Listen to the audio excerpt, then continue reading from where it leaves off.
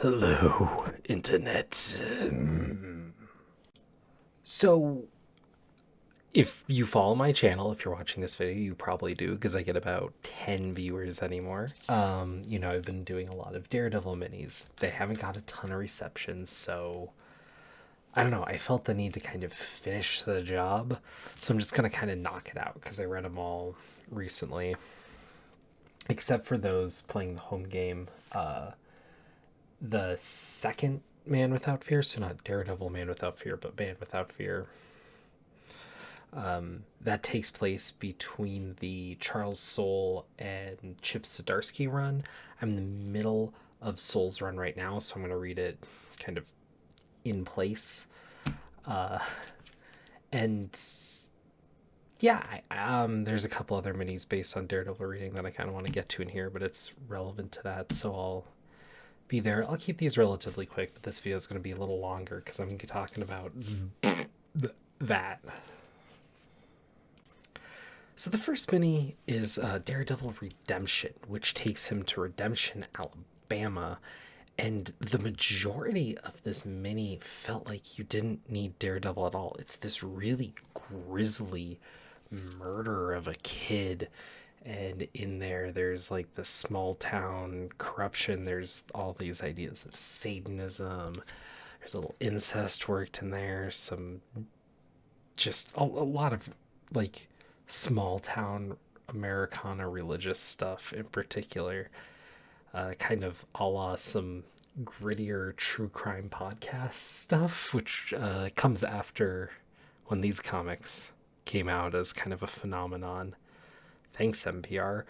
But most of it's there. There's a couple moments at the very end that almost justify it being a Daredevil comic, but I feel like it'd be really easy to tweak a handful of things in here, take out Daredevil, and make this its own story. It almost didn't even. I don't know. It is just really grisly. It was well put together. It's well crafted. It just was uncomfortable to read. I'm not so much into that level of crime, whatever. Or if I'm going to read it, I want it more like a choker or something where there's something. I don't know. It was well done. Wasn't for me, I guess, but I don't know. If you really like grisly true crime stuff, you can find this. Ain't worth none but a thing. Next, one of the more interesting minis to me was Daredevil Reborn. I had never read this before. This takes place. I mean, this was written by Andy Diggle. It's right after Shadowland, which is. Shadowland is pretty well regarded as the worst Daredevil arc in modern history. Like, it's really considered a down point in what otherwise is a character that always has really darn decent runs. People's favorites may vary and whatnot, but it's kind of Spider-Man's One More Day, but it has a different feeling because Shadowland was Marvel's event that season. So it sprawls on for over half a year.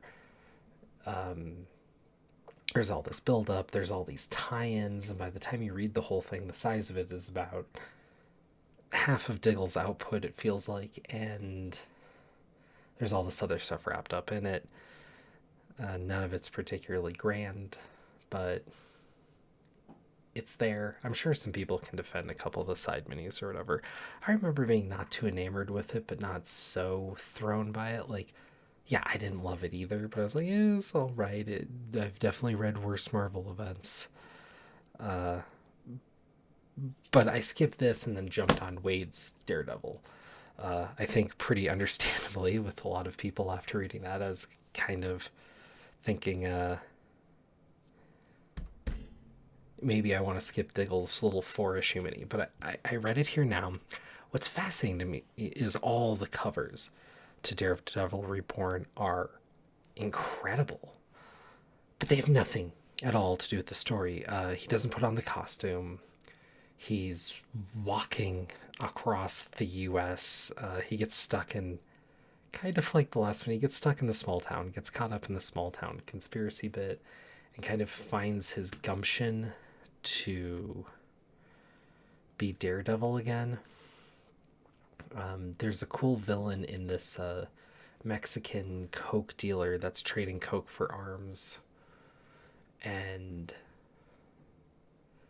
is taking that from the small town, and he has this superpower to kind of like see into and make you kind of like it manifests your fears, kind of interesting stuff. And with Daredevil, it's this idea of I'm not afraid, but he is afraid right now because he's not Daredevil, and realizing he's fearing himself and what he became, and realizing he needs to trust himself to not cross the line of killing and going all dark again.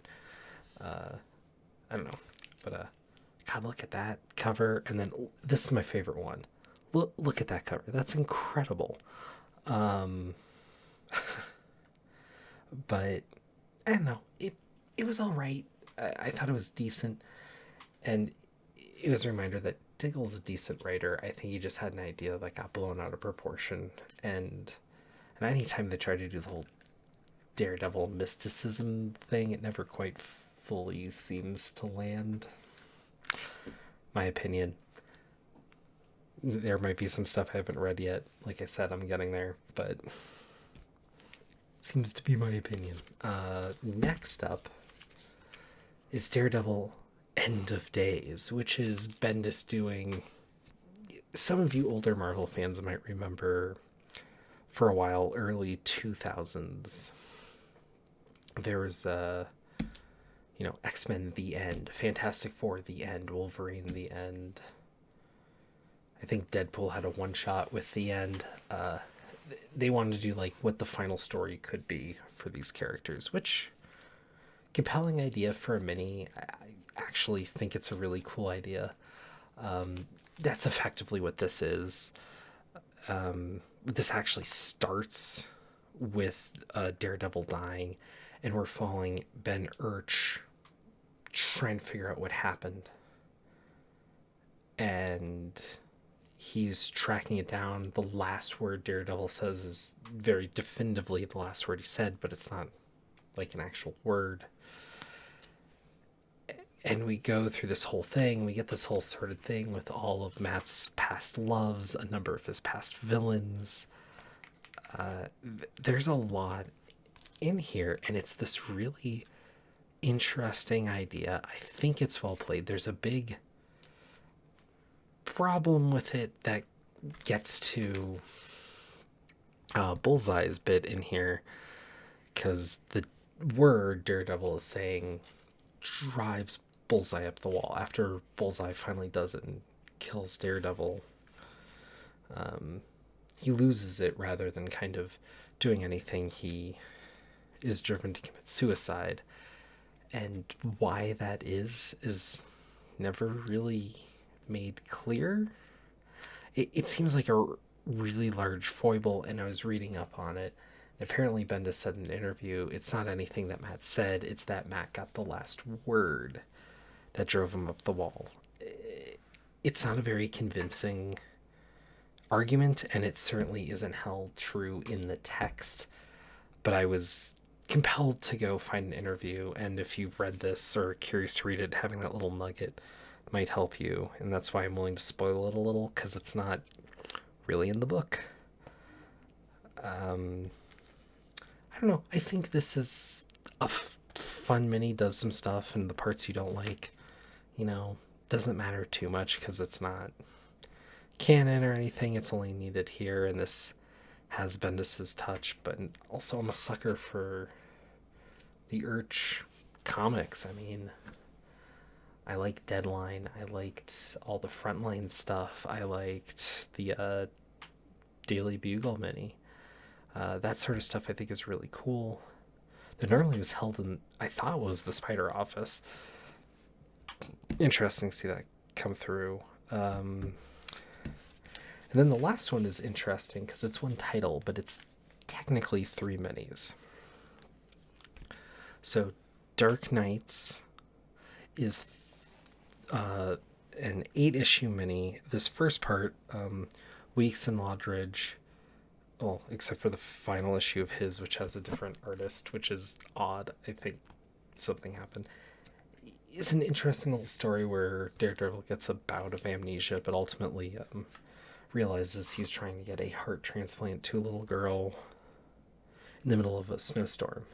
I think there's a Spider-Man story very similar to this, but I know it's interesting. It's told a bit differently. There's definitely some play with stuff you can really only do in comics. This one didn't really grab me, but it was decent. It was all right. And we get this Lantham and Lodridge story, which is Daredevil dealing with a number of villains, but really there's a gun that was used in a murder that gets stolen by this little gnome man, and Daredevil's chasing him, and meanwhile all this is happening, the Avengers, and this is New Avengers, so it's like Spider-Man, Thor, Iron Man, so on, are fighting this giant monster, and he's dealing with kind of running around with that and something that Spider-Man's doing to help save kids from burning building, and then getting back on the case for this in the middle of it. And it's this really fun Marvel play of Daredevil being the street character when the Avengers are being the Avengers at the same time. It's two tight issues, really cool. Then we get a very Jimmy Palmiotti story. It's not his wife, though. It's Silas and a number of other people doing art. And this is Daredevil with Misty Knight in Miami doing something that's ultimately more of a Misty Knight story. And this is the horniest Daredevil comic I think I've read yet. It's fun. It's goofy. But what was really cool about Dark Knights is from the onset in the back of the first issue, they say this is what this is going to be. And they lay it out what it's going to be for the 8 issues, which is fascinating to me because if I didn't have that note, I would have sworn this was their attempt at a different sort of B-book and for Daredevil, which I think would be a really cool idea. And I've kind of had this thought before, and it's almost been in practice with things like Tangled Web and Web Spinners for Spider-Man, where you give like a writer-artist combo a chance to tell a story kind of whatever fits their story, you know, like maybe it's 3 issues, maybe it's 5 issues, maybe it's 2 issues, maybe they have a one-shot but they need like 30 pages, whatever. Do that story, then what's the next creative team doing? And it's just kind of set in some general continuity, like it's not necessarily evergreen, but it's not so specific to anything. It's not the main book. It's kind of these offshoot side stories, whatever, and you can play with the different characters. It doesn't always have to be Daredevil, but you could really do something with Foggy Nelson. Who knows? And just have a true to God B-book playing at the edges of this character's universe.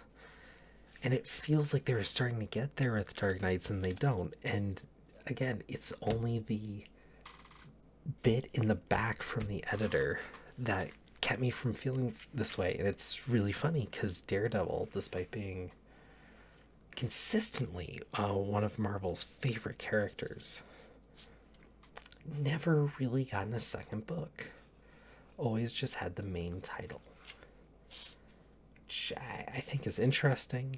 And for my money, I'd much rather they keep it that way. I'd much rather have one consistently great book coming out than them try to push it. Like, take a breather, take a month off here or there, whatever. You know, keep the quality up, but consistent output.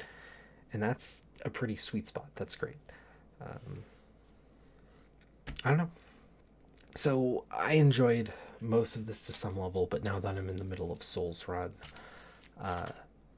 I'm enjoying that so much more. It was really funny going through all these minis, as it was really only a little bit of the Dark Knight stuff that was giving me what I was looking for, which was kind of like a Daredevil story. Everything else wasn't really a Daredevil story, you know, Daredevil in the city dealing with stuff, and I didn't need, you know, so like classic and rigid that it's Daredevil versus Kingpin or Bullseye or whatever. Like, no, but Daredevil doing Daredevil's thing with some of the legal and whatnot.